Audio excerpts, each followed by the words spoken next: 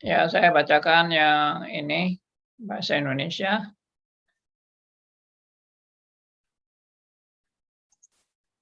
Pemilihan tanpa syarat adalah doktrin yang menyatakan bahwa Tuhan memilih orang-orang yang dia ya ini kata senang ini saya ganti ya terjemahannya mungkin kurang pas. Ini nggak enak kata senang itu. Kok sepertinya hanya mau bersenang-senang. Berkehendak.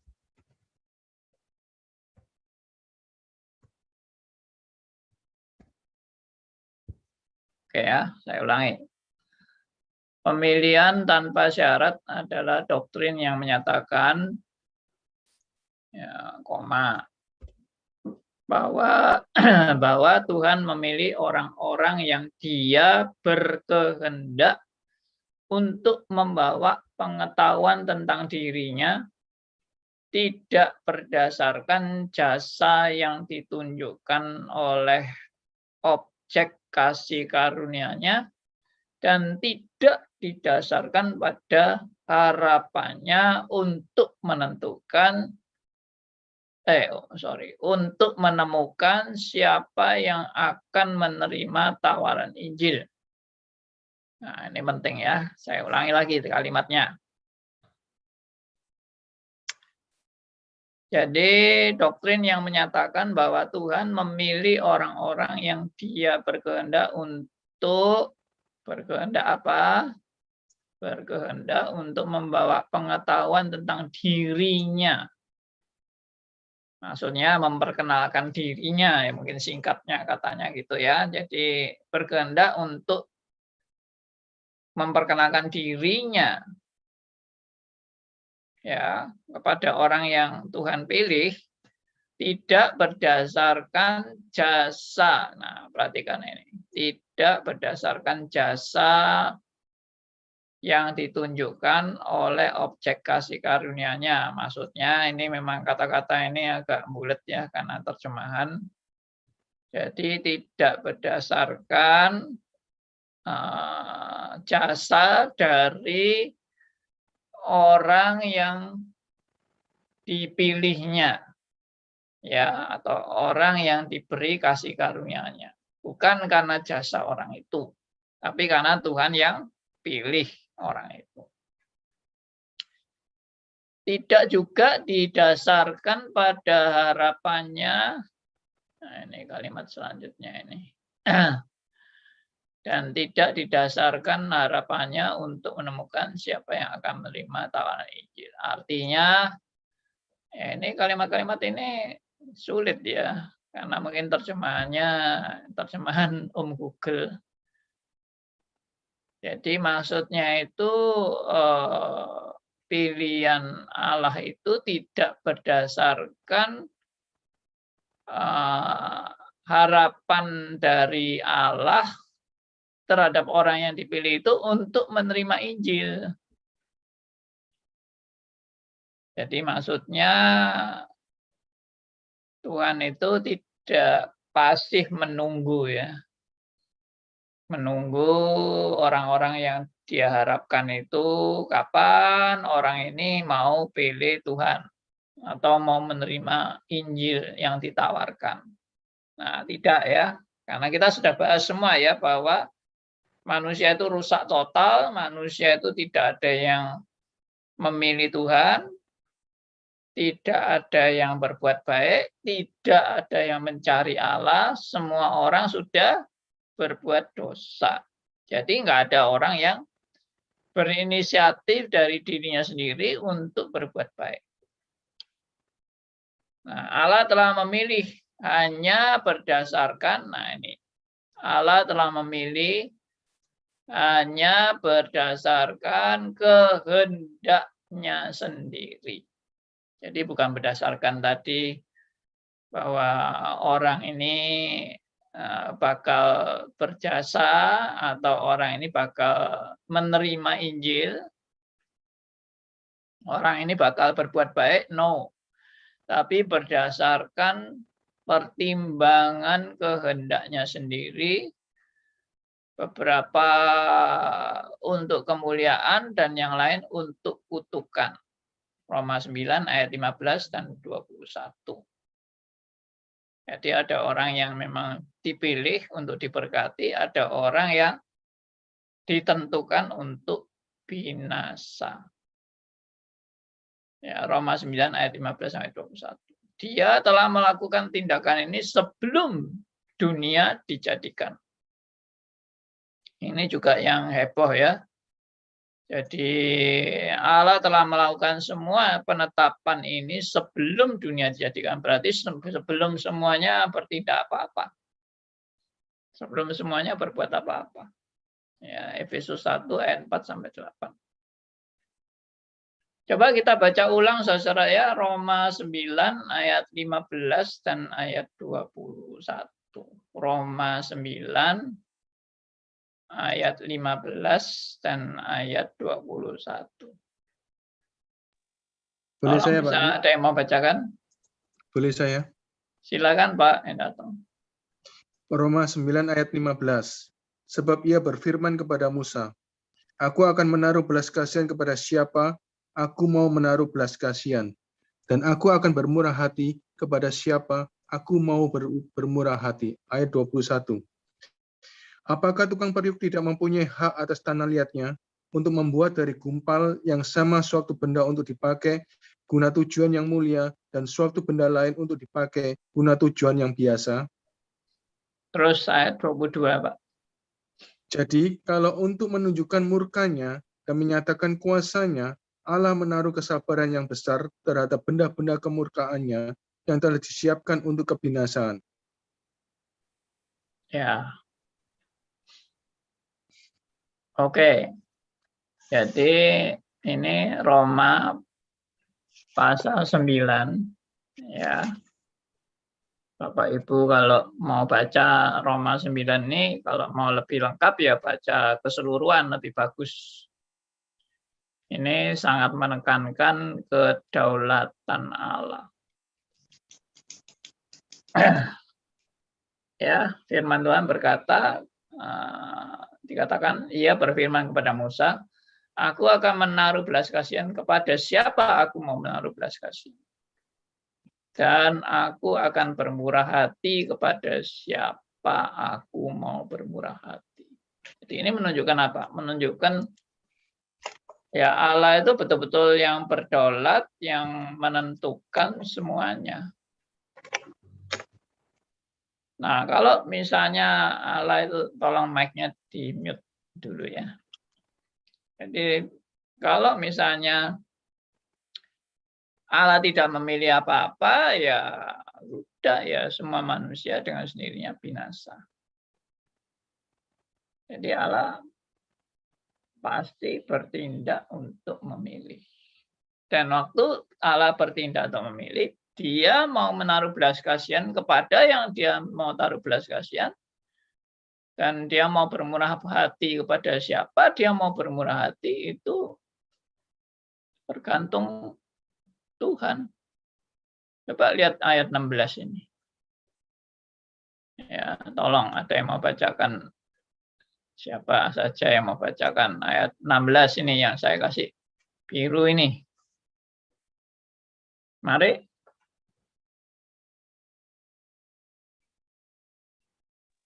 Saya, Pak. Silakan Pak Sony. Jadi hal itu tidak tergantung pada kehendak orang atau usaha orang, tetapi pada kemurahan hati Allah. Nah, kurang tegas apa lagi nih ayat ini. Jadi kedaulatan Allah itu menegaskan semua itu tidak bergantung pada kehendak orang. Dalam Tuhan mau menggenapi rencananya, Tuhan tidak perlu nasihat manusia kan.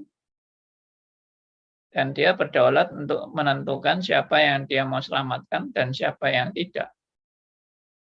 Makanya jelas dikatakan tidak tergantung pada kehendak orang atau usaha orang, tapi kepada kemurahan hati Allah. Jadi ini lebih tegas lagi, ayat 18. Jadi ia menaruh belas kasihan kepada siapa yang dikehendakinya, dan ia menegarkan hati siapa yang dikehendakinya. Perhatikan, Allah bukan hanya berbuat berbelas kasihan, tapi Allah juga menegarkan hati atau mengeraskan hati. Nah, jadi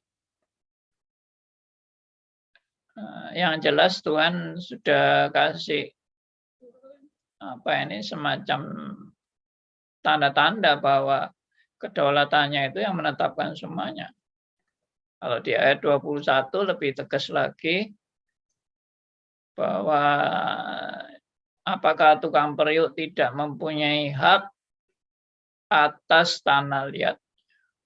Ya, sekali lagi, apakah tukang periuk tidak punya hak atas tanah liatnya untuk membuat dari gumpal yang sama suatu benda untuk dipakai guna tujuan yang mulia dan suatu benda lain untuk dipakai guna tujuan yang biasa? Nah, ada tujuan mulia, ada tujuan biasa. Ayat 22 lebih sadis.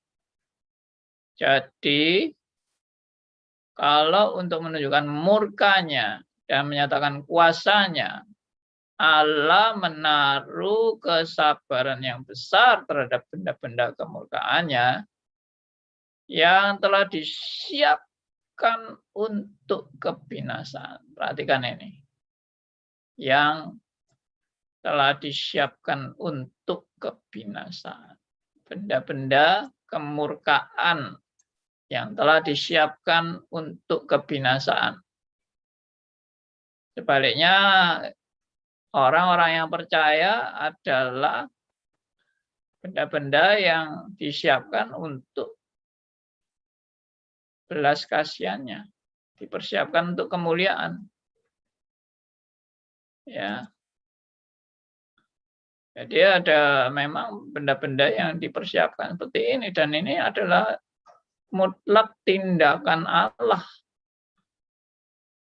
Ayat 22 dan 23 ini Roma 9. Jadi siapa yang mau membantah tukang periuk? Apa tanah liat berhak memprotes? Ya. Ya. Ini ayat 20. Siapa kamu, hai manusia?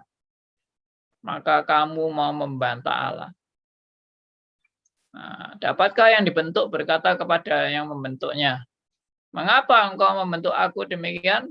Nah, itu kan gambaran tanah liat kan, dan penjunan. Nah, saat tanah liatnya protes, pembentukku, kenapa kamu membentuk aku model periuk seperti ini? Aku tidak suka. Nah, tapi tentunya tanah liat tidak punya hak sama sekali bicara seperti itu. Ya, kalau bisa ngomong gitu ya nanti pembentuknya ngomong, lu diam aja, lu tanah liat nggak usah macam-macam protes ya. Seperti itu. Oke. Tapi apakah ini sama dengan fatalisme? Nah, banyak orang yang mungkin menganggap bahwa ayat-ayat tersebut tadi itu adalah fatalisme. Tidak, ya. Fatalisme itu menghilangkan unsur tanggung jawab manusia. Nah, kita tidak menghilangkan unsur tanggung jawab manusia. Reform tidak menghilangkan unsur tanggung jawab manusia.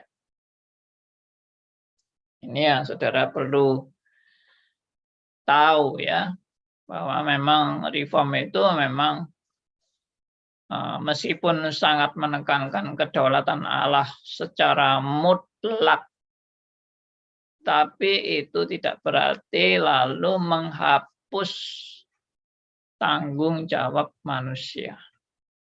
Tidak. Jadi jangan salah paham, jangan lalu Anda merasa, wah reform ini kok sewenang-wenang begini ya. Bentar, ini kameranya.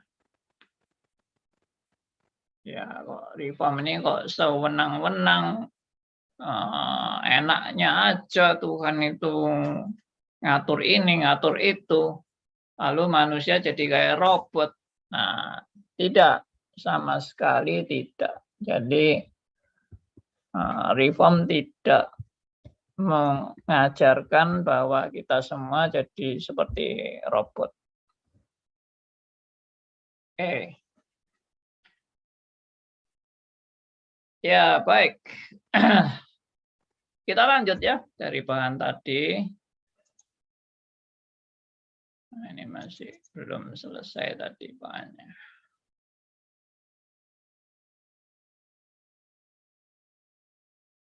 Ya. Mungkin ada teman mau bacakan ini kalimat yang bahasa Indonesianya ini yang mulai dari kata doktrin ini. Ya, ini saya blok ini. Silakan, saya mau bacakan. Doktrin ini tidak mengesampingkan bagaimanapun tanggung jawab manusia untuk percaya pada karya penebusan Allah Anak, yaitu Yohanes 3 ayat 16-18. Kitab suci menyajikan ketegangan antara kedaulatan Allah dalam keselamatan dan tanggung jawab manusia untuk percaya yang tidak berusaha diselesaikannya. Keduanya benar. Menyangkal tanggung jawab manusia berarti menegaskan hyper-Calvinisme yang tidak alkitabiah. Menyangkal kedaulatan Allah berarti menegaskan Arminianisme yang tidak alkitabiah. Iya. Nah, ini yang kemarin ditanya oleh Pak siapa? Jonathan ya.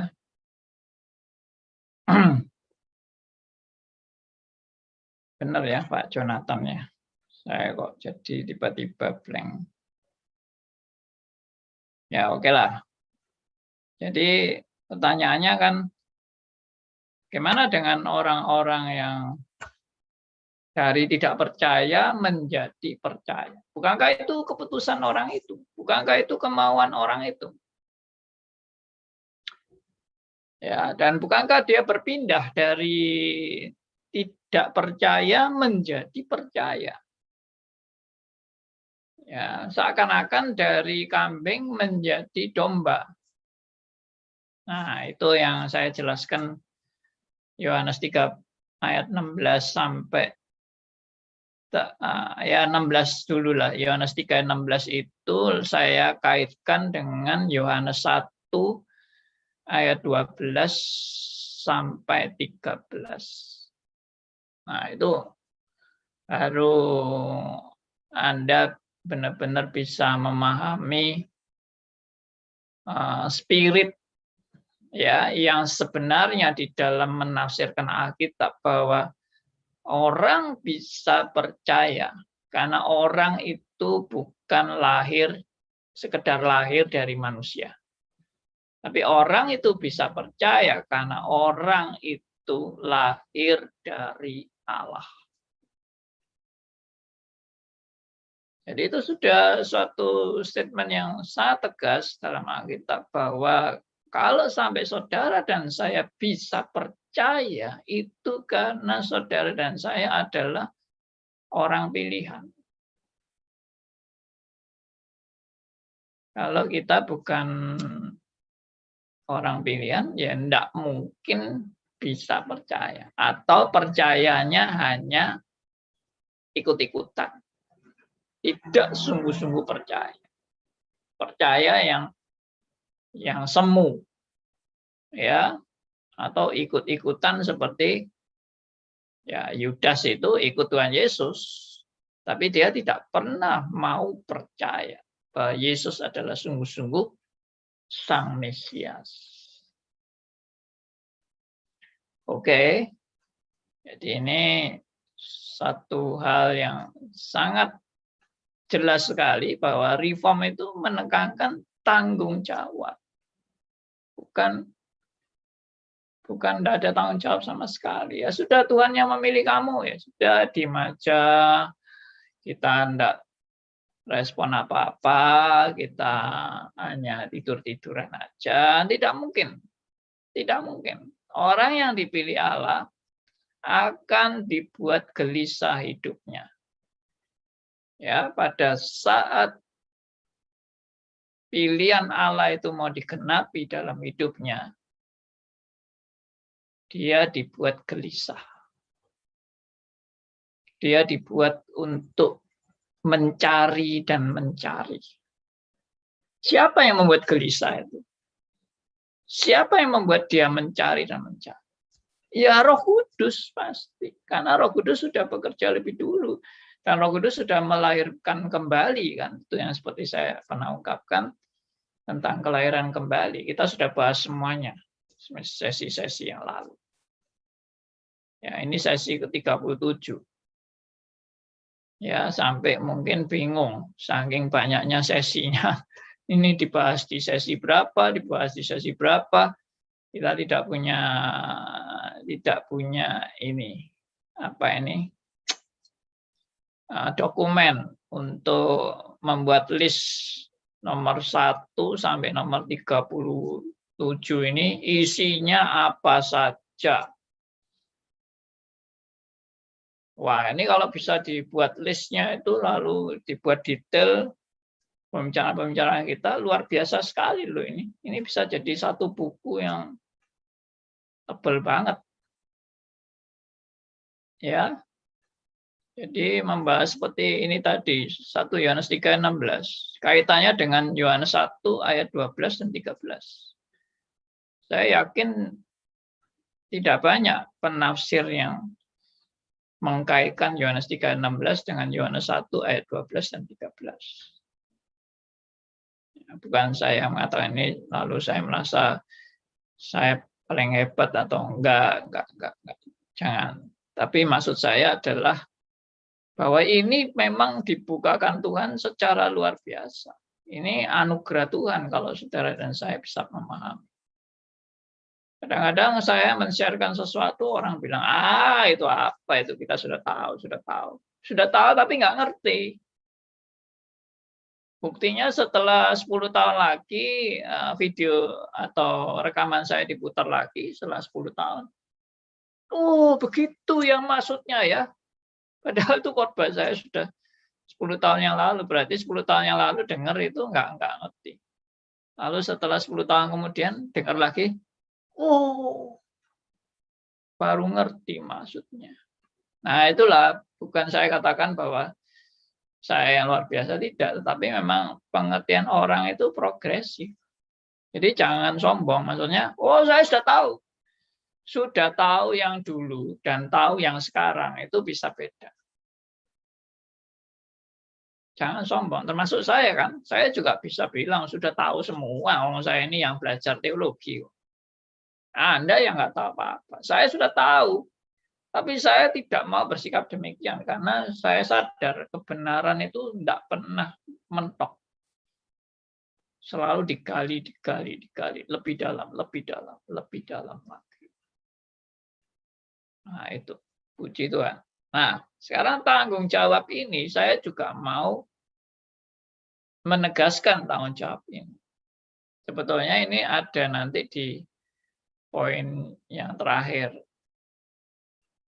Tapi saya mau sedikit mengulas supaya sebelum melanjutkan mengerti tentang unsur tanggung jawab. Ya. Sebetulnya poin U ini tidak bicara tanggung jawab sih. Unconditional election itu tidak bicara tanggung jawab. Karena apa? Karena manusia itu mati rohani. Bagaimana manusia yang mati rohani dituntut untuk bertanggung jawab dan meresponi anugerah Allah? Ya tidak mungkin bisa. Orang yang mati rohani nggak bisa bereaksi terhadap anugerah Allah. Karena mati. Dia tidak memahami anugerah Allah aja, dia tidak mampu memahami anugerah Allah. Jadi harus dihidupkan dulu. Rohaninya itu dihidupkan, yaitu namanya lahir kembali. Born again. Setelah dilahirkan kembali, baru dia sadar bahwa dia itu mati roh, maksudnya dia itu binasa karena dosa-dosanya.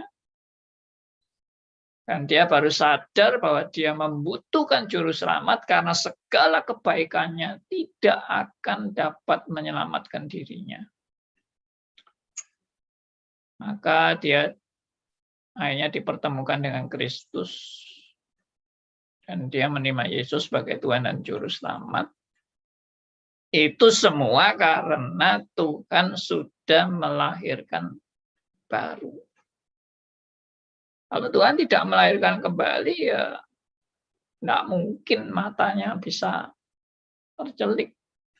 Nggak mungkin mata rohaninya bisa melihat kebenaran yang datang dari Allah. Jadi nggak bisa meresponi memang. Orang yang mati itu tidak bisa meresponi. Tanggung jawabnya di mana? Dia cuma bertanggung jawab karena dia menikmati dosa-dosanya terus-menerus. Itu nanti akan dipertanggungjawabkan di waktu pengadilan.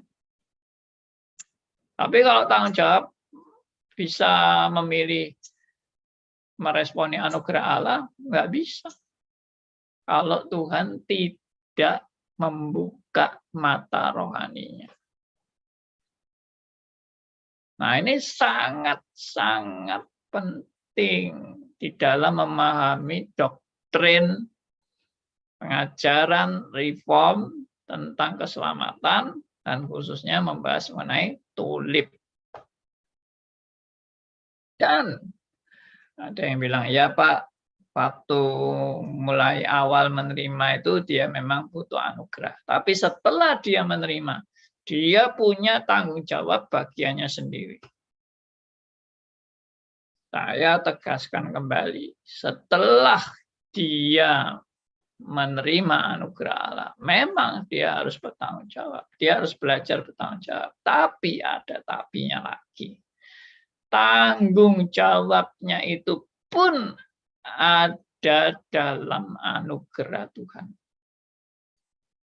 Jadi kalau Tuhan tidak memberi dia anugerah, juga dia akan kolaps di tengah jalan dan tidak mampu bertahan dalam mengikut Tuhan dengan setia dan benar-benar taat dalam seluruh kehidupannya. Tidak mungkin dia sanggup. Karena apa? Dia berhadapan dengan iblis. Siapa yang sanggup melawan iblis? Ini sudah saya bahas di satanologi. Ya, sampai berapa sesi itu sampai saya juga lupa. 25, 26 atau berapa. Nah, itu. Jadi manusia pun tidak ada kesanggupan untuk bisa melakukan kehendak Tuhan dengan sempurna tanpa Tuhan menopang dirinya. Perhatikan, tidak mungkin bisa bertanggung jawab tanpa Tuhan menopang dirinya. Baik. Saya lanjut lagi. Kalimat yang terakhir ini. Ya, tolong dibacakan yang ini, orang-orang pilihan itu. Yang ini ya. Yang paling bawah, silakan.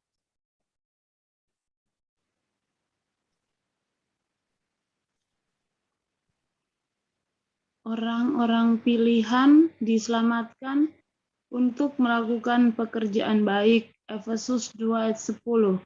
Jadi, meskipun perbuatan baik tidak akan pernah menjembatani jurang pemisah, ya, jurang pemisah antara manusia dan Tuhan yang terbentuk pada kejatuhan.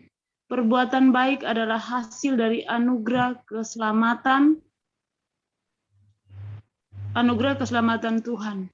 Inilah yang Petrus maksudkan ketika ia menasihati para pembaca Kristen untuk memastikan panggilan dan pilihannya. 2 Petrus 1 ayat 10. Menghasilkan perbuatan baik merupakan indikasi menghasilkan buah perbuatan, menghasilkan buah perbuatan baik merupakan indikasi bahwa Tuhan telah menaburkan benih kasih karunia di tanah yang subur. Iya. Ini luar biasa sekali ini kalimat-kalimat ini. Ya, orang-orang pilihan diselamatkan untuk melakukan pekerjaan baik. Jadi ada orang bilang gini, Pak, kalau sudah diselamatkan lalu dia tidak melakukan pekerjaan baik, bagaimana?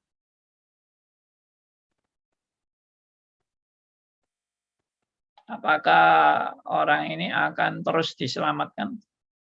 Atau dia akan binasa? Nah, itu nanti di poin yang terakhir itu ya. Tapi yang jelas Alkitab berkata, orang yang diselamatkan itu sudah dipersiapkan untuk melakukan pekerjaan baik. Ya. Ayo coba kita baca deh ayatnya. Efesus 2 ayat 10.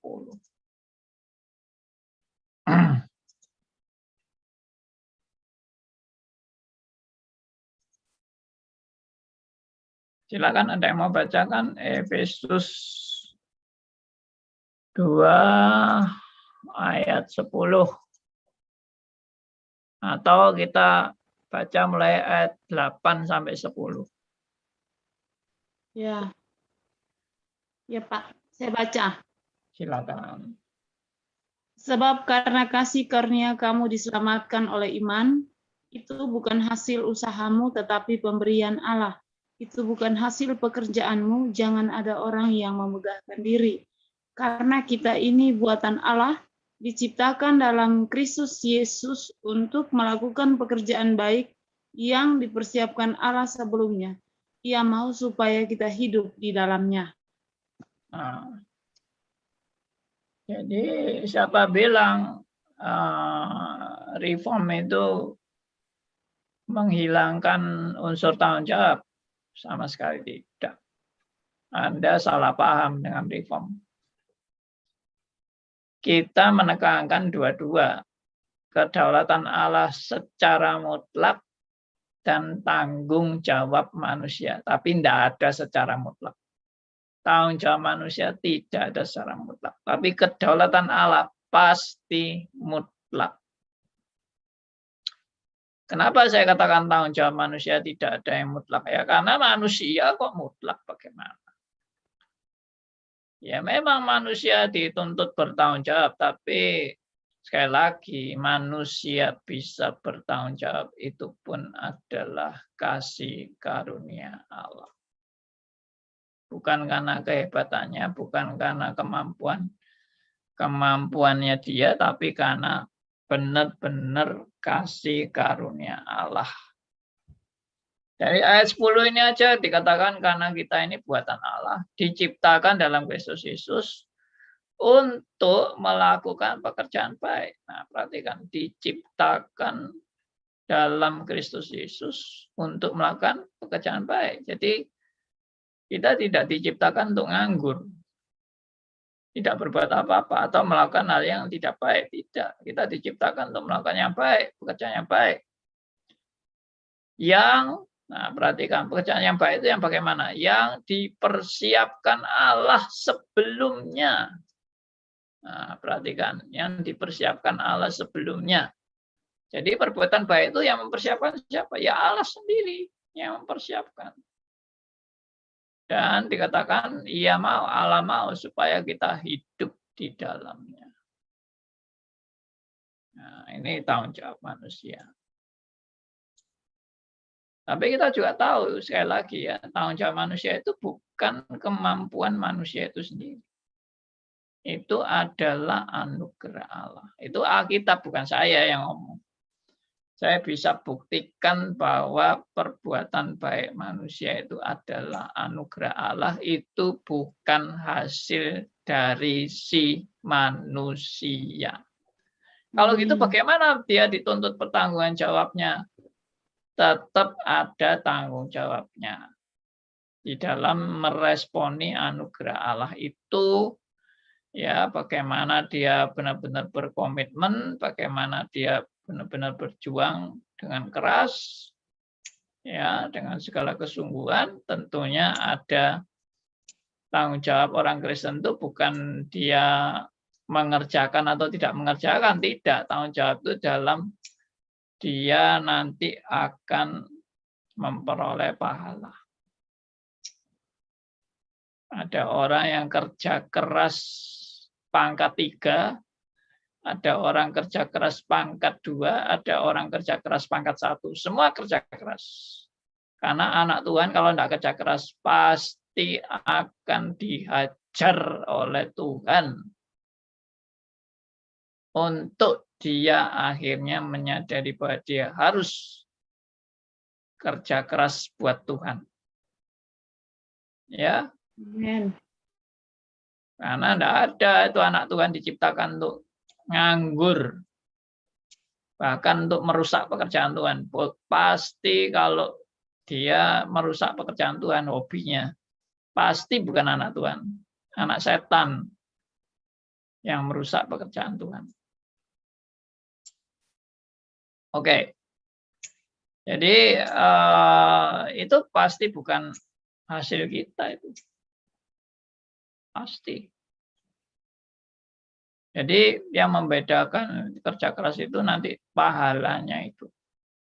Pahalanya yang beda. Tapi itu pun saya tidak bisa memastikan bedanya sampai bagaimana. Nanti katanya rumahnya nanti di sana besar, ada yang rumah kecil, ada yang jadi bos, ada yang jadi pembantu. Wah, I don't know. Itu jangan terlalu menafsirkan yang terlalu jauh itu. Alkitab tidak berkata-kata apa-apa tentang itu. Ya. Tapi ada juga yang kata-kata yang hampir tidak diselamatkan, juga ada kata-kata itu. Itu mungkin bagi yang ya mungkin meresponi anugerah Allah itu ya dengan ya kerja keras, tapi ya orangnya mungkin nggak terlalu ya itu tadi sampai benar-benar ya habis-habisan atau bagaimana ya itu semua yang bisa menilai dengan tepat hanya Tuhan, bukan manusia. Ya, oke. Malah ada yang bilang mungkin tidak ada bedanya Pak, orang yang kerja keras sama tidak kerja keras. Ya nggak tahu juga lah, saya tidak berani menentukan dunia sono itu bagaimana, karena ya benar-benar I don't know. Ya. Karena juga ada yang perumpamaan yang mengatakan bahwa ada orang yang kerja sudah lama sama orang yang kerjanya baru. Ternyata upahnya sama. Yang kerja yang sudah lama upahnya sama. Yang baru aja kerja upahnya juga sama. Terus protes kan yang sudah lama, loh, aku sudah lama loh kerja di sini kok gajiku kok sama dengan yang baru masuk, ini bagaimana? Nah, ayat itu pun menunjukkan hak untuk si bos mau memberi berapa terhadap pegawainya. Lo pegawai ndak usah protes-protes. Kamu dikasih sekian, terimalah. Ya, mau nggak terima? Ya nggak terima ya sudah, ndak usah terima apa-apa. Kamu dikasih kerja yang lama itu pun sebetulnya sudah menjadi keuntungan. Kamu boleh kerja dengan lebih lama. Karena kerja itu bukan kesedihan kan. Kerja itu kebahagiaan. Kerja buat Tuhan loh. Kamu kerja buat Tuhan lebih lama dari orang yang baru kerja, baru masuk kerja buat Tuhan. Tapi berkat yang kamu dapat sama berkat yang dia dapat sama. Kamu protes. Nggak usah protes. Karena kerjamu yang lebih lama itu aja sudah merupakan anugerah bagimu. Ya, jadi Alkitab itu banyak menekankan kedaulatan Allah yang dimana kalau kita terapkan di dalam dunia kita sehari-hari itu bisa sepertinya ketidakadilan. Tapi itu Allah justru menekankan kedaulatannya. Ya, mutlak kedaulatan Allah. Allah mau, ya itu tadi, Allah mau kasih hadiah pada seseorang, ya berapa hadiahnya, berapa gajinya, semua terserah Allah. Nggak usah protes. Oke. Ya.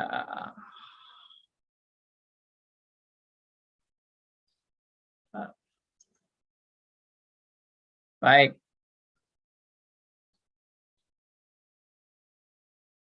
Jadi ini sudah selesai tadi. Ini kalimat yang terakhir dari poin U. Ya, jadi dengan demikian saya tegaskan bahwa pilihan Allah itu mutlak dalam kedaulatannya dan bukan berdasarkan perbuatan baik manusia. Sekali lagi, pilihan Allah itu benar-benar berdasarkan pada kedaulatannya dan bukan berdasarkan pada perbuatan baik manusia. Karena Efesus 2 ayat 8 dan 9 sangat-sangat tegas mengatakan kamu diselamatkan itu bukan karena perbuatan baikmu, tapi karena melalui iman, dan itu adalah pemberian Allah, itu bukan hasil pekerjaanmu. Jangan ada orang yang memegahkan diri. Maka jelas ya bahwa saudara dan saya dipilih itu karena kedaulatan Allah dan pilihan Allah secara mutlak. Kalau ada yang bilang, oh itu karena perbuatan baik kita Pak, kita dipilih. Itu pasti ajaran yang menyimpang dari Alkitab. Karena Alkitab tidak pernah mengatakan saudara dan saya diselamatkan karena perbuatan baik. Ada ayat-ayat yang kesannya seperti itu. Tapi itu kesannya. Anda kalau teliti baik-baik, tidak ada satupun ayat yang menegaskan bahwa perbuatan baik itulah yang menyelamatkan. Kalau kesannya sepertinya ada ayat yang mengatakan perbuatan baik ada andil dalam keselamatan, nah, itu juga tidak benar. Itu kesannya, tapi sesungguhnya tidak. Baik, kita lihat lagi ayat terakhir 2 Petrus 1 ayat 10. 2 Petrus 1 ayat 10. Silakan, saya mau bacakan.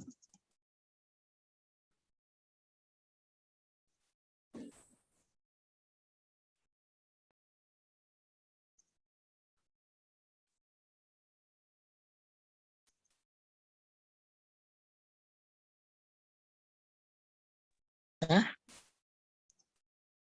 2 Petrus 10 ya. 2 Petrus 10 ya, Pak. 2 Petrus 1 ayat 10. Oh, 2 Petrus. Ini ayat sudah saya tampilkan di layar. Oh, nggak lihat. Lihat Alkitab cari. Yang 2 Petrus 1 ayat 10 kan yang karena itu ya, Pak. Yes. Karena itu saudara-saudaraku, berusahalah sungguh-sungguh supaya panggilan dan pilihanmu makin teguh. Sebab jikalau kamu melakukannya, kamu tidak akan pernah tersandung. Iya.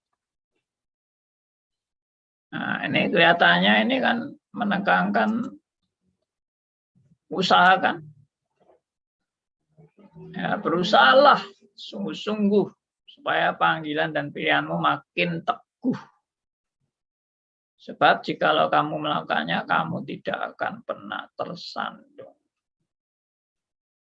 Ya, tapi untuk orang bisa berusaha sungguh-sungguh supaya panggilan dan pilihanmu makin teguh, itu juga karena kasih karunia Tuhan. Bukan karena kehebatanmu, bukan karena kemampuanmu. Ya.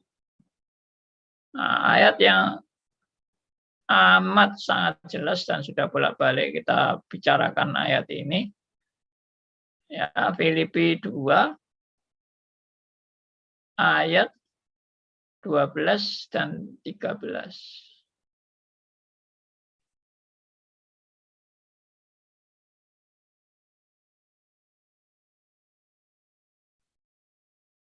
Filipi pasal 2 ayat 12 dan 13. Silakan, ada yang mau bacakan? Saya, Pak. Ya, Filipi silakan. 2 ayat 13 sampai 14. 12 sampai 13. Ayat 12 sampai 13, sorry. Karena Allah lah yang mengerjakan di dalam kami. 12. Oh, 12. Hai saudara-saudaraku yang kekasih, kamu senantiasa taat. Karena itu, tetaplah kerjakan keselamatanmu dengan takut dan gentar, bukan saja seperti waktu aku masih hadir, tetapi terlebih pula sekarang waktu aku tidak hadir. 13 juga ya, Pak? Ya. Karena Allah lah yang mengerjakan di dalam kamu, baik kemauan maupun pekerjaan menurut kerelaannya. Ya. Baik. Perhatikan di sini. Ya. Ya, memang ini tanggung jawab, tuntutan tanggung jawab ayat 12 ini. Ya, ini sudah saya bahas beberapa kali. Tapi nggak apa-apa, karena masih ada yang mungkin mempertanyakan. Ya, tetaplah kerjakan keselamatanmu dengan takut dan gentar. Nah, ini ayat ini seringkali dipakai kalimat ini untuk meneguhkan Arminianisme. Bahwa kita tetap mengerjakan keselamatan dengan takut dan gentar. Tapi ayat 13 sudah amat sangat jelas. Kita bisa mengerjakan keselamatan dengan takut dan gentar itu karena apa? Karena Allah yang mengerjakan di dalam kamu. Baik kemauan maupun pekerjaan menurut kerelaannya. Semua karena Allah yang mengerjakan di dalam kamu. Kalau kamu sampai bisa bertanggung jawab, itu bukan karena kehebatanmu, bukan karena pilihanmu, itu karena Allah yang mengerjakan di dalam kamu. Ya, saudara-saudara, harap semua ini benar-benar menuntaskan poin U dalam tulip. Ya, selamat datang bagi yang baru datang. Ya, mungkin sudah kita bahas cukup panjang lebar dan memfinalkan poin U dari tulip, yaitu poin yang kedua. Poin pertama T, total depravity. Poin berikutnya U, unconditional election. Silakan Pak Yohanes mau tanya. Ya, Pak Andi, mengerjakan keselamatanmu agak kurang jelas sih, Pak. Kan tadinya disebutkan keselamatan anugerah, bukan hasil usaha kita. Nah, ini apa maksudnya mengerjakan keselamatanmu? Maksudnya itu anugerah yang sudah diberikan supaya dilanjutkan. Maksudnya diresponi, maksudnya. Kerjakan keselamatanmu. Keselamatan kan sudah diberikan.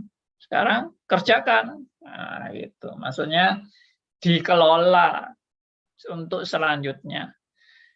Nah, itu memang bagian daripada respon kita dan tanggung jawab kita. Kita men-sharingkan sukacita yang kita dapatkan itu, gitu maksudnya, Pak ya? Ya, meresponilah. Jadi, bagaimana kita setelah menerima anugerah keselamatan, masa males-malesan, diem-dieman, nggak mau apa-apa, kan nggak mungkin kan. Kita pasti tergerak untuk mau mengabarkan Injil, ya toh, mau membagikan berkat kepada teman-teman, ya toh, mencari jiwa-jiwa yang belum bertobat, dan seterusnya, dan seterusnya. Oke. Malam Pak Andi. Silakan malam Pak Sony. Oke, ini maaf ini tadi Pak Andi menyinggung mengenai tanggung jawab manusia. Oke, yang penjelasan tadi tanggung jawab setelah keselamatan itu, oke, saya mengerti, paham ya Pak. Ya. Cuma tanggung jawab manusia mengenai keselamatan loh ini ya. Tanggung jawab manusia ketika menerima anugerah keselamatan itu boleh berikan lebih contoh yang jelas Pak, di mana? Karena kalau reform kan semua karena anugerah, boleh dikata Allah yang berdaulat, Allah yang memberikan. Tapi saya agak sedikit bingung ini tanggung jawab manusia di dalam hal ini apa ketika menerima anugerah keselamatan itu. Saya agak sedikit confused kalau dibilang semua Anugerah. tidak ada apa-apa manusia, jadi fatalisme nanti. Ya. Ya, tadi Pak Andi jelasin. Tapi kalau dia bilang ada tanggung jawab manusia, terus tanggung jawab manusia itu ketika menerima keselamatan itu berupa apa itu? Itu yang bingung Pak. Kira-kira apa sih ketika menerima? Kalau setelah menerima keselamatan tadi, kerjakan keselamatan, oke, tadi Pak Andi sudah jelasin. Oke, cukup paham. Tapi ketika menerima keselamatan itu, apa sih tanggung jawab manusia di situ Pak? Boleh berikan sedikit contoh atau apa gitu Pak? Thank you Pak. Baik. Jadi sebetulnya penekanannya memang setelah menerima. Setelah menerima. Tapi pada saat menerima, kita memang hanya bisa meresponi anugerah yang Tuhan berikan kepada kita yang sudah dicelikkan mata rohaninya. Jadi hanya meresponi aja untuk misalnya, wah saya sadar saya orang berdosa. Kemudian saya mau datang kepada Tuhan untuk mengaku segala dosa-dosa saya. Nah itu bagian daripada respon terhadap anugerah keselamatan yang Tuhan berikan pada kita. Sehingga waktu itu Tuhan menyadarkan saya orang berdosa, saya merasa bersalah. Kemudian saya datang kepada Tuhan dan saya mengaku segala dosa-dosa saya di hadapan Allah. Nah, itu meresponi anugerah Allah. Kalau itu mau disebut sebagai tanggung jawab, ya bisa juga, tapi ya itu pun kan juga pekerjaan Allah dalam hidup kita, gitu. Ya, makanya tadi saya bilang kan, tanggung jawab manusia itu bukan yang mutlak. Karena tanggung jawab manusia itu pun ditopang oleh Allah. Ya, setelah tadi menerima anugerah keselamatan.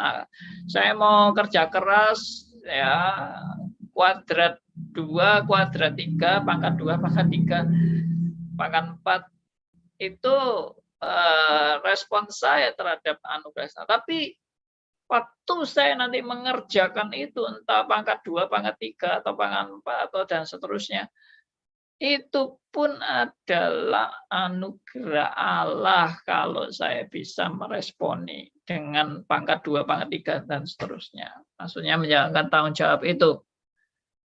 Ya, jadi memang makanya bagi saya tanggung jawab itu bukan berdiri sendiri. Makanya saya tidak setuju kalau dikatakan Tuhan melakukan bagiannya. Dan setelah Tuhan melakukan bagiannya, semua diserahkan kepada kita. Untuk selanjutnya kita yang melakukan bagian kita. Itu saya nggak setuju kalimat itu. Karena seolah-olah ada bagian Tuhan, ada bagian saya, ada tanggung jawab Tuhan, ada tanggung jawab saya, di mana itu dua hal yang berdiri sendiri-sendiri. Dan kalau saya tidak sanggup melakukan tanggung jawab saya, maka gagallah ya misi keselamatan itu gagal. Kalau saya tidak bertanggung jawab, tidak. Kemampuan saya bertanggung jawab terhadap anugerah keselamatan itu pun bagian daripada pemeliharaan Allah, bagian daripada kedaulatan Allah, bagian daripada rencana Allah yang sempurna terhadap penggenapan keselamatan. Jadi memang tetap ada tanggung jawab, tapi bukan tanggung jawab itu berdiri sendiri. Nah, kalau Arminianisme menerjemahkan tanggung jawab manusia itu berdiri sendiri. Ya, bahwa Allah punya bagian sendiri, manusia punya bagian sendiri. Kalau bagian manusia tidak dikerjakan, fail, hancur. Nah, seperti itulah antara Allah dan manusia. Nah, jadi kalau reform, semua dalam anugerahnya, semua dalam pemeliharaannya, semua karena topangannya. Tapi memang manusia itu tadi, manusia itu juga meresponi, manusia juga mengerjakan. Ya memang ini mungkin agak membingungkan ya, antara tanggung jawab dan anugerah Allah. Makanya sebetulnya kalau gambaran dua hal itu antara tanggung jawab dan anugerah Allah itu mau digariskan, dua rel yang sejajar itu bukan sejajar levelnya sama, enggak. Sejajar tapi level kedaulatan Allah di atas tanggung jawab manusia. Karena tanggung jawab manusia pun di bawah kedaulatan Allah. Maksudnya di dalam kontrol kedaulatan Allah. Nah, itu yang benar. Nah, sekarang begini. Prakteknya. Oh, tadi Pak Sony tanya contoh prakteknya. Ya, tapi ini setelah menerima anugerah keselamatan ya. Jadi saya setelah menerima anugerah keselamatan, saya sekarang terdorong untuk meresponi kan anugerah keselamatan. Bagaimana saya meresponi? Ya, saya bisa pilih kira-kira saya mau melakukan pekerjaan Tuhan yang saya bisa berfungsi di mana. Itu pilihan saya kan. Misalnya saya entah mau jadi pekabar Injil, entah saya mau jadi aktivis di gereja, entah saya mungkin mau pelayanan seperti sekarang di radio, atau macam-macam. Nah, pekerjaan-pekerjaan itulah yang menjadi tanggung jawab saya untuk saya juga mempertimbangkan dan memilih. Ya. Nah, jadi itu ada bagian dari tanggung jawab manusia mengerjakan itu.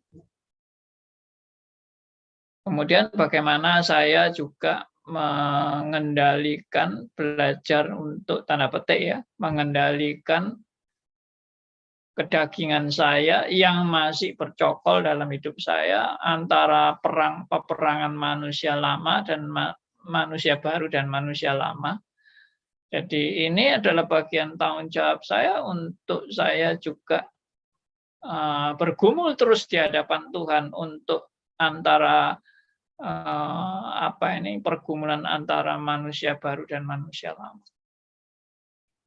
Ya, saya kan beberapa kali juga sudah katakan bahwa orang Kristen itu tidak bebas dari godaan. Nah, bagaimana saya menghadapi godaan? Nah, itu tanggung jawab bagian kita itu. Tapi tetap kembali lagi, itu pun juga dalam topangan Allah. Kalau Tuhan tidak menopang kita, ya kita sudah hancur berantakan. Ya, seperti itulah kira-kira. Bapak, mungkin boleh nggak ini pengertian saya dari penjelasan yang saya belajar selama ini, ya, Bapak? Iya, silakan, Bu. Misalnya contoh dari Alkitab kan ada, misalnya orang-orang Israel itu mereka dipanggil untuk memperoleh tanah Kanaan, itu janji Tuhan. Tapi di sana mereka juga disuruh untuk bekerja memperolehnya. Jadi mereka berjuang tetapi tidak berjuang sendiri. Mereka berjuang ditopang oleh Tuhan sampai memperoleh tanah Kanaan itu. Itu yang secara real, nyata yang Alkitab katakan. Jadi Allah memberi anugerah tanah Kanaan itu tetapi juga meminta tanggung jawab mereka untuk merebut tanah itu. Dan di dalamnya Allah bekerja dengan kekuatan kuasa Tuhan untuk menolong mereka. Kemudian kehidupan para nabi juga begitu. Mereka dipanggil, kadang-kadang ada nabi yang nggak mau. Tetapi Tuhan bilang pergi. Pergi dan Tuhan kasih petunjuk mereka bekerja seperti apa. Ya. Lalu mereka juga sebenarnya secara manusia tidak kuat itu. Tidak mau. Tapi Tuhan menolong mereka sehingga mereka tuh taat sampai pada akhirnya mereka bisa melayan sampai akhir hidup. Seperti itu. Jadi mungkin kita juga berkaca dari situ, belajar bahwa kita ini tidak mampu melakukan kebaikan itu. Tetapi karena memang kita dipanggil untuk melakukan kebaikan, kemuliaan bagi nama Tuhan, maka kita belajar untuk melakukan itu. Tapi kita sadar bahwa kita tidak mampu. Tidak mampu lalu kita meminta pertolongan Tuhan. Sekalipun kita tidak meminta, tapi Tuhan menyediakan pertolongan itu, ada janji penyertaan. Kita bisa melakukan itu. Apa saja yang kita lakukan dengan kemampuan kita nggak bisa. Tetapi karena disertai oleh anugerah itulah, makanya tadi kalimat yang Pak katakan bahwa kita tidak mutlak. Kita tidak mutlak, hanya Allah yang mutlak. Dalam mengerjakan pekerjaan itu kita bekerja. Tetapi yang menyempurnakan, yang menopang kita bekerja dengan baik itu Tuhan saja. Mungkin saya mengerti seperti itu, Pak. Ya, ya, semua menegaskan bahwa tanggung jawab manusia itu karena ditopang oleh Allah. Ya. Silakan Pak Pramana. Banyak yang dipanggil, sedikit yang dipilih. Itu maksudnya bagaimana, Pak? Baik. Maksudnya banyak yang dipanggil itu berarti ada panggilan umum atau external calling. Sedangkan, maaf Pak, mic-nya saya mute. Kelihatannya banyak orang naik motor ya di rumahnya Pak Pramana. Nggak tahu betul apa enggak. Jadi ada suara-suara motor-motor. Oke, jadi begini. Banyak yang dipanggil itu artinya, loh Pak, tolong saya mute-kan mic-nya, jangan diklik lagi. Jadi kalau mic-nya saya mute, berarti suara Pak Pramana kita tidak dengar. Oke, saya ulangi ya. Jadi yang dimaksud dengan panggilan banyak yang dipanggil itu artinya panggilan umum atau external calling. Artinya apa? Artinya semua orang bisa mendapat panggilan umum, external calling. Tapi sedikit yang dipilih. Artinya sedikit yang dipilih itu adalah internal calling. Yaitu orang-orang yang benar-benar orang pilihan Allah itu tidak banyak. Hanya orang-orang pilihan saja. Kalau banyak yang dipanggil itu kan semua emang dapat panggilan umum. Tapi yang diselamatkan hanya sebagian saja. Makanya disebut sedikit yang dipilih. Nah, pilihannya itu atas dasar apa? Ya anugerah Allah tadi, bukan atas dasar kebaikan manusia loh. Bukan. Demikian Pak Pramana. Ya, itu kalau yang di perjamuan pesta itu banyak yang dipanggil tidak mau. Terus akhirnya dipanggil lagi mau, tapi ada satu yang tidak pakai pakaian pesta terus disuruh keluar tuh maksudnya gimana Pak? Itu saya tidak bisa jawab sekarang itu karena saya lupa itu. Maksudnya ada memang pernah dipelajari bagian itu, cuma saya lupa itu ada yang bisa masuk tapi tidak pakai pakaian pesta ya, kalau tidak salah.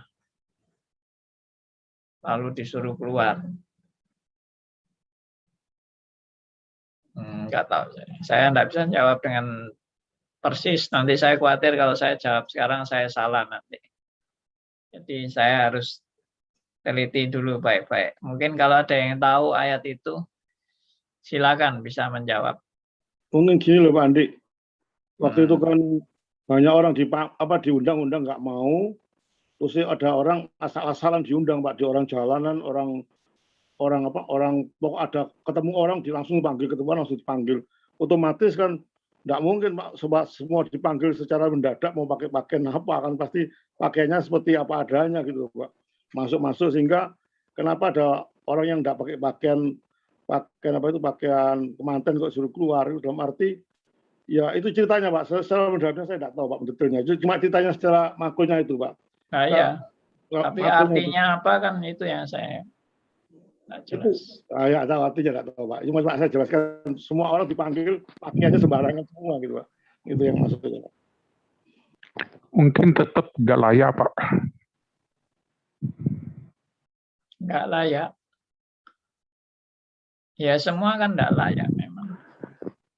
Ya kan akhirnya disuruh keluar juga dari perjamuan itu, pesta itu kan. Berarti percuma juga yang sembarangan dipanggil. Aku mau ikut Yesus, kamu Yesus. Tapi mungkin dengan tidak motivasi yang benar, kamu keluar dah, salah kamu. Salah perjamuan begitu mungkin. Yang suruh keluar cuma satu kok. Yang lain boleh. Ya apakah nanti dulu deh, nanti ya, betul. Jawab sembarangan nanti tambah keliru semua itu. Pak, saya mau menanggapi tentang pertanyaan Pak Sony tadi atau Pak siapa tuh ya, tentang tanggung jawab Pak.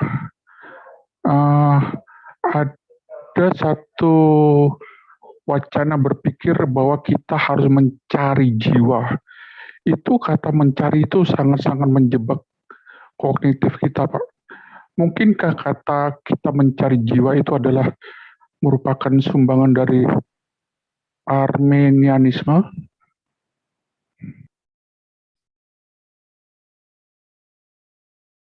Enggak juga. Alkitab juga berkata bahwa mungkin kalimatnya tidak persis ya, tapi secara teologis bukan kita yang mencari Allah, tapi Allah yang mencari kita. Kata mencari itu bukan cari-cari, maksudnya cari-cari yang tidak tentu dan sembarangan kita bisa cari. Tapi tentunya mencari itu adalah seperti contohnya domba yang terhilang. Dicari oleh gembalanya sampai ketemu. Nah, itu kan betul-betul dari perumpamaan itu ya jelas gembala itu mencari domba yang hilang. Oh, Pak Andi, Anda salah menangkap pertanyaan saya. Kita kalau sudah diselamatkan, kerjakan keselamatanmu dengan mencari jiwa bagi Tuhan. Ya. Itu maksud saya, Pak. Kalau Tuhan mencari, it's okay, clear sudah, Pak. Cuma kan tanggung jawab keselamatan yang kita sudah peroleh, kita harus bertanggung jawab, yaitu mencari jiwa. Dalam arti kata mengabarkan Injil, kata mencari itu sangat menjebak menurut saya, Pak. Bagaimana Pak mau meluruskan cara berpikir kata mencari jiwa untuk dibawa kepada Tuhan?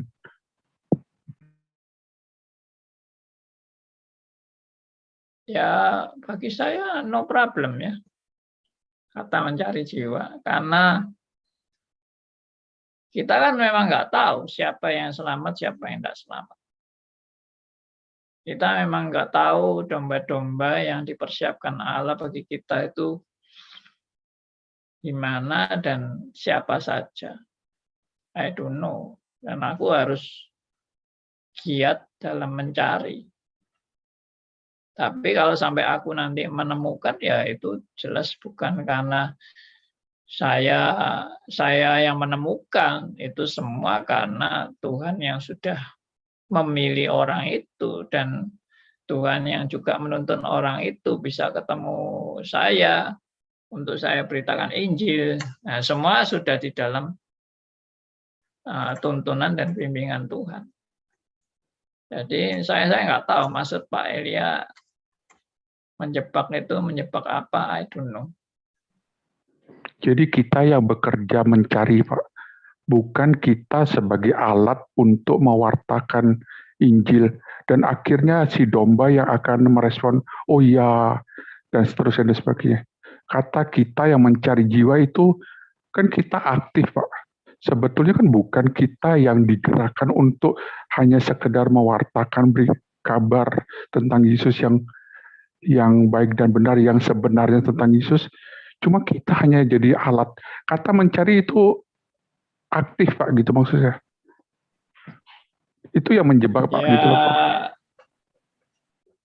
Ya bagi saya masih oke ya. Dalam arti asal dimengerti dengan benar. Karena semua kata-kata bisa menjebak kita. Yaitu seperti kata-kata Alkitab. Barang siapa yang percaya kepadanya tidak binasa melainkan beroleh hidup yang kekal. Ya itu ya aktif juga kata percaya. Padahal orang percaya itu sudah ditentukan sebelum dunia dijadikan. Ya itu juga kata menjebak kan, kata percaya. Kalau semua mau dinilai menjebak seperti itu. Jadi tapi kita sadar kata-kata itu bukan inisiatif kita. Itu adalah karena Roh Kudus yang sudah menggerakkan kita dan mempersiapkan kita. Gini Pak Andi, kebiasaan orang Pentakosta atau karismatik, kalau saya lihat Pak, kalau dia di mimbar bersaksi itu dia nyebut namanya orang Pak, seringkali gitu Pak. Itu kalau tidak karena kalau Bapak itu tidak memberitakan Injil pada saya tidak pernah taubat. Itu banyak ya kesaksian, ditunjuk orangnya, ditunjuk pribadinya, ditunjuk pendetanya bahkan. Berarti seolah-olah mereka tertuju pada orang itu. Tanpa orang itu saya tidak mungkin ke mana ikut Tuhan. Itu yang biasanya terjadi di gereja-gereja Pentakosta. Jadi seolah-olah yang menyebab dia ikut Kristus itu orang itu gitu loh Pak, yang dimaksud Pak. Itu yang sering kali saya saksikan Pak. Itu mungkin sehingga lupa Tuhannya gitu. Orang itu jadi nomor satu gitu Pak. Itu. Ya, kalau dia orang Kristen baru itu wajar. ngomong kayak gitu itu wajar. Saya kira kita semua dulu juga gitu. Saya dulu juga berkesan seperti itu. Karena saya didatangi orang yang saya nggak pernah kenal, lalu bisa nginep di rumah saya, di kontrakan rumah kami, lalu ngobrol sama saya, lalu gara-gara ngobrol itu sampai 3 jam, Tuhan merubah hidupku. Jadi aku punya kesan, saya punya kesan yang kuat sekali, orang ini, kalau saya tidak ketemu orang ini ya saya bisa tidak selamat. Tapi saya tahu benar waktu itu bahwa Tuhan yang mempertemukan saya dengan orang ini. Ya, kalau dia orang Kristen baru lalu merasa seperti itu masih wajar. Tapi nanti kalau sudah dia makin bertumbuh, dia baru sadar kan, semua karena kasih karunia. Bukan karena orang itu, tapi karena Tuhan yang sudah pilih kamu. Ya, seperti itu. Ya Pak Andi, saya ada di chatting mengangkat ayat Amsal 16 ayat 4, Pak. Tuhan membuat segala sesuatu untuk tujuannya masing-masing. Bahkan orang fasik dibuatnya untuk hari malapetaka. Saya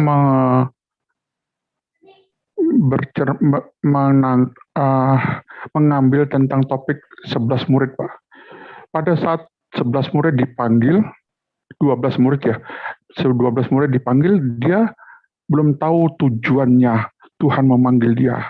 Setelah dipenuhi oleh Roh Kudus, baru tahu tujuannya, sehingga dia berbuat baik. Demikian juga tujuan si Yudas. Waktu dipanggil dia ikut, tapi tujuannya adalah untuk hari malapetaka, bahwa dia dibinasakan untuk menggenapi rencana penebusan Allah. Jadi saya pikir ayat ini menjawab tentang kedaulatan Allah atas yang baik dan yang tidak baik. Ayat ini lupa, ayat Amsal 16 ayat 4. Thank you Pak Andi. Thank you.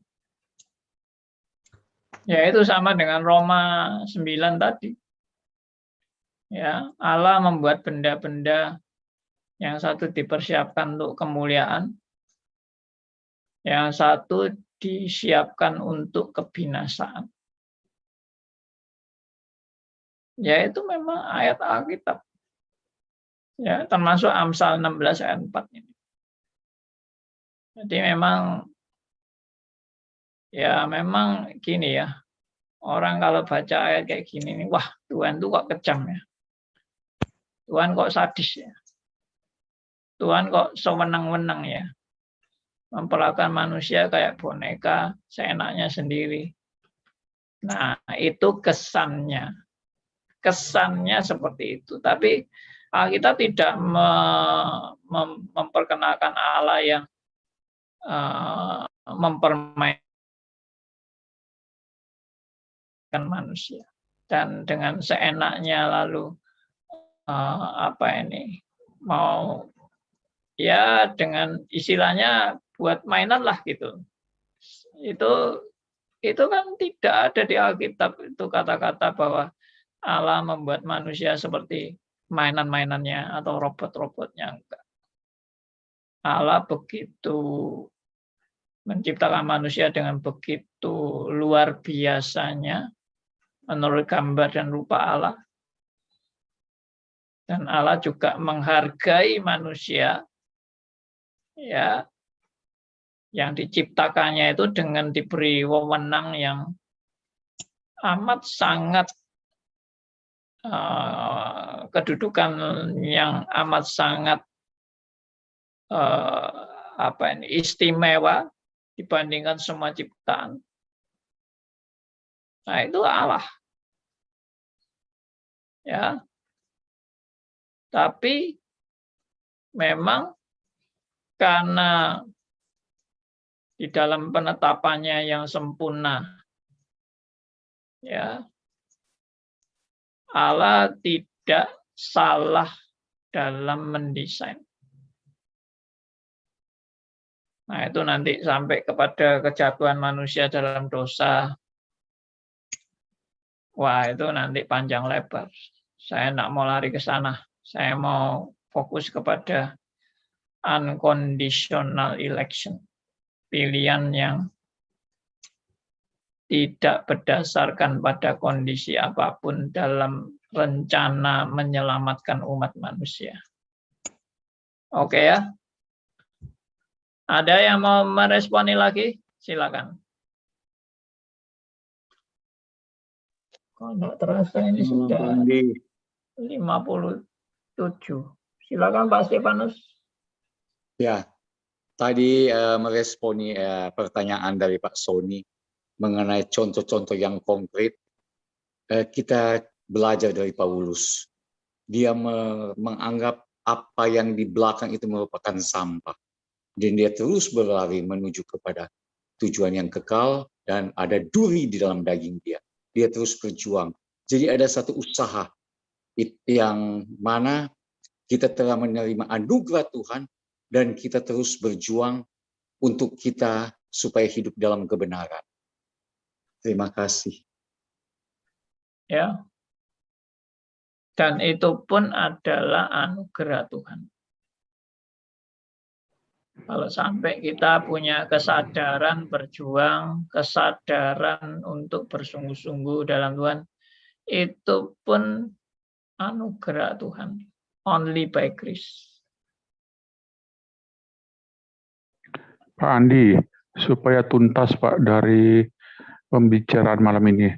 Pak tadi mengatakan contoh tentang Pak Sony, bahwa Pak mengerjakan keselamatan setelah Pak bertobat adalah mungkin jadi apa tadi aktivis, mungkin jadi apa itu ya, dan akhirnya penginjil, dan akhirnya hari ini jadi pewarta di radio RMC.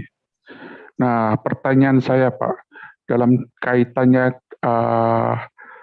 rel yang ordonya selalu di atas. Kalau ordo di atas itu apa namanya, lokomotif gerbongnya itu saya pikir hebat ya Pak ya, enggak jatuh dia. Karena kan kedaulatan Allah, garis rel itu ada di atas, yang di bawah adalah keputusan kita. Pertanyaan saya Pak, apakah Pak memilih untuk menjadi penginjil? Apakah Pak memilih untuk menjadi pewarta di radio RMC? Itu adalah keputusan Pak, atau itu adalah kedaulatan yang Tuhan kasih dalam pikiran Pak Andi untuk Pak memilih bagian ini di waktu ini, bagian ini waktu ini? Tolong ditandaskan Pak. Terima kasih. Pasti yang kedua lah. Yang pasti kedua. Saya tadi kan bilang semua keputusan kita pun ada di dalam kedaulatannya, ada di dalam topangannya, ada di dalam pemeliharaannya, ada di dalam rencananya yang agung dan mulia. Tapi cara Allah mengerjakan itu tidak membuat kita jadi robot.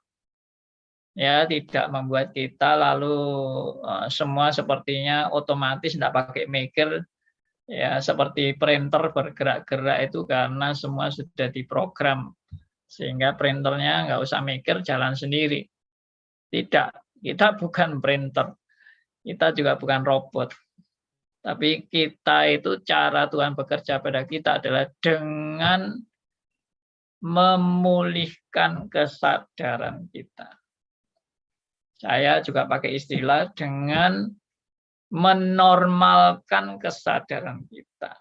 Sehingga kita itu memiliki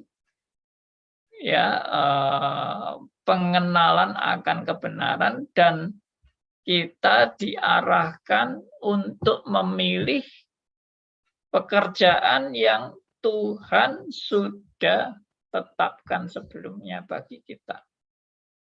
Jadi kalau sampai saya sekarang ini bisa mengerjakan pelayanan di radio seperti ini memang pilihan saya yang mengerjakan, tapi pilihan saya mengerjakan ini, cara Tuhan adalah bahwa Tuhan yang menginsafkan saya. Tuhan yang menyadarkan saya, Tuhan yang membuka jalan kepada saya, ya, untuk memulai radio. Semua karena memang Tuhan.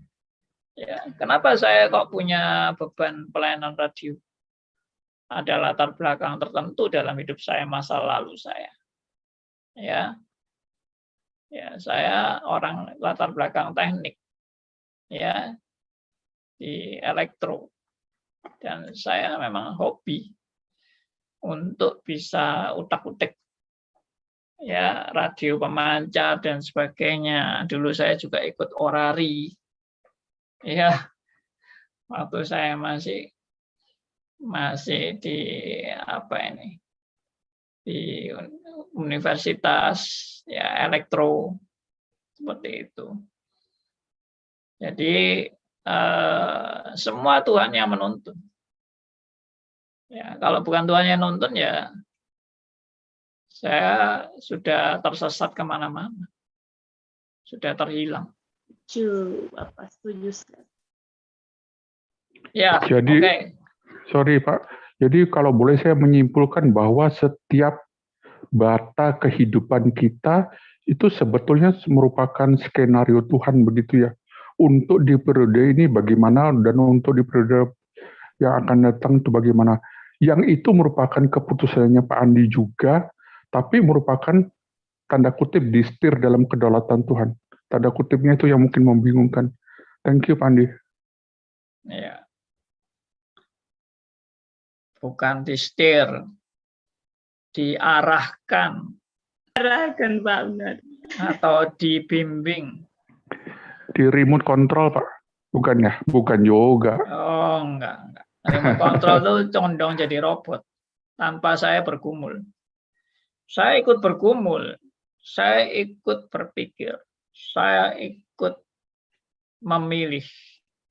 Tapi semua karena anugerah Tuhan tadi yang sudah mencelikkan mata rohani saya, menyadarkan saya, menginsyafkan saya, memberi saya termasuk dalam dosa Pak ya?